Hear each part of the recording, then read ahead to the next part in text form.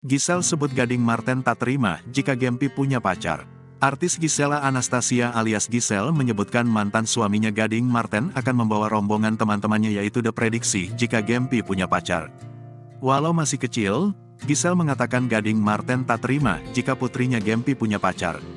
Saat ditanya, Giselle membongkar soal gebetan Gempi walau Gading Marten ujungnya tak terima. Hubungan Giselle dan Gading terlihat akur dan kompak terutama dalam mengurus anaknya. Kasih sayang keduanya pun tak pernah luput diberikan kepada putri kecilnya itu. Terlebih, Gempi suka curhat kepada ibunya soal pria yang disukainya.